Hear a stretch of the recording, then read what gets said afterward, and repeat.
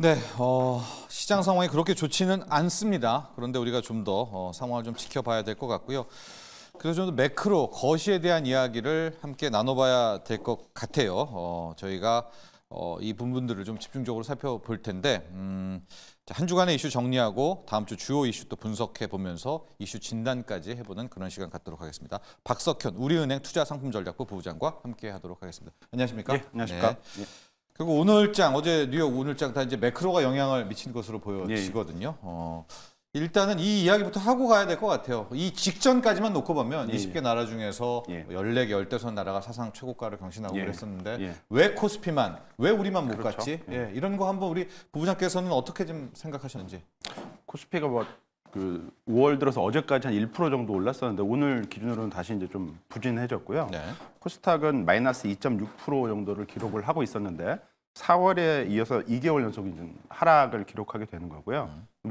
그 코스피만 그런 건 아니고 상하이 종합지수 같은 경우도 5월 달에 한 0.4%밖에 못 올랐고요. 인도는 한 1.3% 정도 올랐고 인도네시아, 브라질 같은 경우는 5월 수익률이 지금 마이너스를 기록을 하고 있기 때문에 미국만 상당히 좋았고요. 그리고 미국하고의 어떤 밀접도가 높은 TSMC 중심으로 대만이 조금 상승률이 좋긴 한데 신흥국 시장 전반적인 흐름은 그렇게 썩 좋지는 않다라고 봐야 될 것 같고 이유는 아무래도 물론 미국의 4월 소비자 물가지수가 좀 안정적인 모습을 보이긴 했지만 물가 전망이 미국이 좀 안정적이다라고 말하기는 힘들고 연준 위원들도 여기에 대해서 계속 경계 심리를 표출을 하고 있기 때문에 아무래도 이런 부분들은 선진국보다는 신흥국 시장에 조금 더 불리한 여건을 형성할 가능성이 좀 높고요. 그리고 달러화도 지금 어제 다시 그 달러화 지수가 105를 넘어섰기 때문에 달러 강세가 계속 시도되고 있는 부분도 신흥국 시장에는 좀 부진한 요인으로 불리한 요인으로 작동을 하고 있는 것 같습니다. 여기에 이제 그 기업이익 전망이 상당히 불균형이 좀 심하고 쏠림이 좀 심하다라는 점이 좀 원인이 되고 있는 것 같고 우리나라 올해 코스피의 영업이익 전망치는 소폭 상향 조정이 되고는 있지만 반도체에 집중이 되고 있고요. 반도체는 올해 들어서 한 37% 정도 올랐고 반면에 반도체를 제외하면 마이너스 5.8% 정도를 기록을 하고 있기 때문에 시쳇말로 SK 하이닉스를 빼버리면 국내 기업의 이익 전망 상향 조정은 전혀 배제가 되고 있다라는 얘기고요. 이 부분이 시장 코스피를 전체적으로 좀 정체로 이끄는 요인이고 특히 이익 전망 호전에서 상당히 좀 비껴가 있는 코스닥 같은 경우는 생각보다는 수익률이 좀 안 좋은 흐름을 지속하게 하는 원인이다라고 볼 수 있을 것 같습니다. 바로 그 부분입니다. 그러니까 세계 주식시장이 올랐을 때 우리만 못 갔잖아요. 그리고 이제 기다리고 있었던 거죠. 우리나라의 대장주인 삼성전자가 이제 가기를 기다렸는데요. 자, 오늘 삼성전자가 또 퀄테스트 실패로 이렇게 무너지게 되니까 그런데 이제 매크로나 이런 것들이 또 뉴욕 증시도 함께 좀 잠시 쉬어가는 국면이란 말이죠. 같이 우리가 오를 때 못 오르고 떨어질 때 조정을 받는 것이 아니냐. 현 상황만 놓고 보면 삼성전자와 그 밑에 있던 친구들이 빠르게 반등할 것 같지도 않거든요. 그럼 하이닉스와 한미반도체, 물론 한미반도체는 지금 한 2.5% 정도 오르고는 있지만 이걸로는 힘들 것 같은데 그럼 우리도 같이 좀 조정 기간에 빠져드는 겁니까? 반도체와 함께 좀 이야기해 주시죠. 어제 이제 엔비디아 실적 발표되고 엔비디아는 좋았는데 미국도 다른 종목이나 업종으로 파급이 되지는 않았잖아요.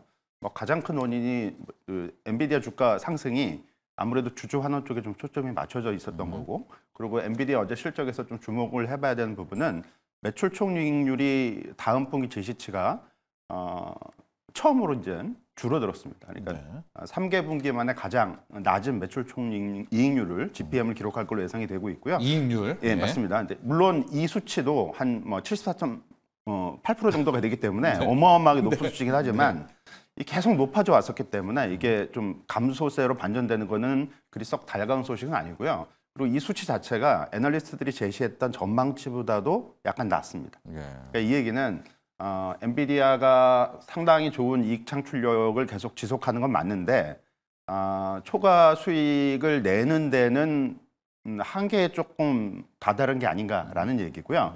이렇게 되면 엔비디아 말고 후발 업체들이 AI 산업에서 받을 수 있는 초과 수익에 대한 향유 이런 것들이 약간씩은 좀 그렇겠죠. 파이가 줄어드는 쪽으로 봐야 될 것 같고 어제 미국 시장에 엔비디아만 오르고 다른 종목들은 빠진 것도 여기하고도 좀 연관이 있을 것 같고요. 근데 자연스럽게 이 얘기는 우리나라 시장에도 해당을 하게 됩니다. 우리나라 시장은 그동안에 AI 산업의 어떤 호황, 이 수혜 정도가 조금 약했는데 요번에 엔비디아 실적 발표 이후에 이런 것들이 조금 더 줄어들 가능성이 있기 때문에 이런 부분들이 한국 시장에 대한 어떤 기대치를 조금 낮추는 요인으로 작동하지 않을까라고 볼 수 있을 것 같고요. 다만 뭐 그런 건 있습니다. 한국 시장도 반도체 말고도 5월 들어 좋아진 부분이 분명히 있거든요. 아, 그래요? 예, 뭐 화장품, 그다음에 게임, 그다음에 방산 이런 것들이 상대적으로는 좀 괜찮은 흐름을 보여주고 있기 때문에 뭐 이게 시가총액 비중에 있어서 어떤 파급력이 좀 약하긴 하지만 대안으로서는 작동할 수 있지 않을까라고 기대는 해볼 수 있을 것 같습니다. 네. 삼성전자 얘기를 좀 안 할 수가 없어요. 좀 매크로 얘기를 하려고 우리 박석현 부장과 함께 했는데 계속해서 의문들은 그런 거예요. 지금 엔비디아 얘기들, 또 HBM, AI 관련된 이야기를 하는데 삼성전자는 그동안에 이걸로 수혜본 거는 없었지 않았느냐. 그렇다면 이 정도까지 매를 지금 맞아야 될까? 그리고 삼성전자가 매를 맞는다면 코스피는 당연히 힘을 못 내는 거겠고요. 네. 어떻게 보십니까? SK하이닉스 같은 경우는 오늘도 주가가 좀 오르고 있고 20만 원 위로 지금 뭐 큰 폭은 아니지만 움직이고 있는 상황이고요. 삼성전자는 8만 전자 갔다가 다시 오히려 좀 멀어지고 있는 상황인데 7만 6천 원대입니다. 지금. 맞습니다. 올해 전체적으로 삼성전자 주가는 지금 마이너스 수익률을 기록을 하고 있고요. SK하이닉스 같은 경우는 올해 수익률이 40%가 넘는 수익률을 기록을 하고 있는데 이익점만 변화해서 뭐 그대로 반영이 되고 있다라고 봐야 될 것 같습니다. 삼성전자의 올해 영업이익 전망치는 40조 원 정도를 기록을 하고 있는데 지난해 대비 대폭 늘어나는 건 맞지만 올해 들어서 이 40조 원이라는 숫자가 제대로 그러니까 상향 조정이 안 되고 있다는 얘기고요. 연간 전체적으로 한 15% 정도 올라 있는 거고 반면에 SK하이닉스는 올해 영업이익 전망치가 19조 3천억 원 정도가 예상이 되고 있는데 지난해 말에 8조 5천억 원에서 125%나 지금 늘어났기 때문에 이익 전망치가 많이 늘어난 만큼 주가도 좋았다라고 보여지고요. 삼성전자에서 기대를 한 거는 2분기 중에 그러니까 6월 그 상반기 말까지 그 대형 고객사에 대한 납품이 확대가 되면서 삼성전자의 실적이 본격적으로 좋아지기 시작할 수 있다. 근데 이 부분이었는데 이게 이제 오늘 다소 무산되는 쪽으로 뭐 얘기가 나오고 있어서 삼성전자 이익 전망치 상향 조정은 앞으로도 조금 어렵지 않을까라고 볼 수가 있는 거고 이렇게 되면 주가 흐름도 향후 삼성전자 주가 흐름이 SK하이닉스를 따라가기보다는 격차가 계속 벌어지는 그런 흐름이 좀 나타나지 않을까라고 볼 수 있을 것 같습니다. 예.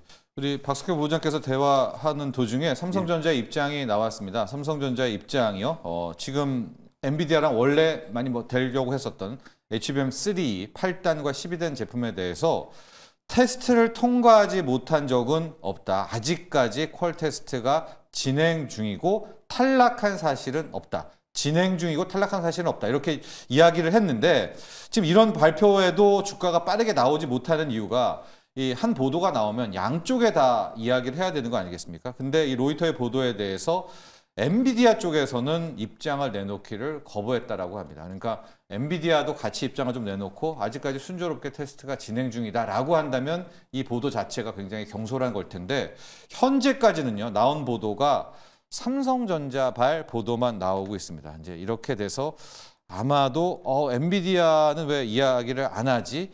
이런 것들이 시장 투심을 좀 빠르게 못 돌리고 있는 것 같아요. 그렇죠. 네, 삼성전자는 뭐 진행 중이라고 이야기를 할 텐데 엔비디아가 뭔가 좀 해줘야 될 것 같은데 입장을 안 내놓겠죠. 늦어지고 있는 게 맞으니까 그 팩트는 맞으니까 맞습니다. 이제 그런 부분들이 있고 또 그런 부분들도 있습니다. SK하이닉스가 이 엔비디아 쪽에 납품을 하는 것만으로 일단 주목을 받고 있는 건 아니고요. SK하이닉스 같은 경우는 수율이 되게 높다고 합니다. 그러니까 웨이퍼에서 정상적인 칩을 뽑아내는 걸 이제 수율이라고 그러는데 80% 이상을 기록을 하고 있어서 수익성이 상당히 좋은 거죠. 삼성전자가 만일 엔비디아의 어떤 퀄 테스트를 통과한다고 했을 때 SK하이닉스만큼 수율이 정말 나오는 건지 이런 부분도 중요하기 때문에 이런 난관들을 다 이제 헤쳐나가야 될 필요성이 있고 삼성전자가 이런 부분들을 뚫고 나가서 이익 전망치가 좋아져야 코스피 전체적인 어떤 움직임도 상당히 가벼워질 수가 있는데 지금 당장은 그런 거를 기대하기 조금 어려운 상황으로 가고 있다고 볼 수 있을 것 같습니다. 알겠습니다. 계속해서 이 삼성전자와 엔비디아의 관계도 지켜보도록 하시죠. 방금 우리 박석현 부장 말씀은 테스트 통과도 중요하지만 HBM의 수율이 이게 마진은 뭐 50% 60%라고 하더라도 수율이 70% 80%가 나와야 좋지. 그렇죠. 3, 40%의 수율로 통과하면 또 남는 게 없지 않겠느냐. 그 초점도 함께 이야기를 해주셨고요. 이슈 한번 넘겨보죠. 우주항공선 개청 27일입니다. 이게 뚜렷한 뭐는 없어요. 뭐 투자액을 늘린다든가. 그래도 두 개의 테마, 무인 발사체들 또 저궤동 위성항공 이쪽은 좀 그래도 희망이 좀 있지 않을까? 우주항공선 개청 관련해서 어떻게 보십니까? 일단 뭐 위성 제작 업체 뭐 이런 거에 대한 관심이 높아지고 있는 거는 맞는 것 같고요. 그리고 이제 이 우주항공청 개청은 뭐 큰 호재는 아닐 수도 있지만 중요한 거는 정부의 돈이 투입이 된다라는 게 이제 중요한 거고, 경남도가 이제 33년까지 8조 4천억 원 가량을 이제 투입한다고 했고요. 정부 자금도 투입할 가능성이 높기 때문에 사람이 모이고 기업들이 만들어지고 이런 부분에 있어서는 분명한 호재다라고 봐야 될 것 같고요.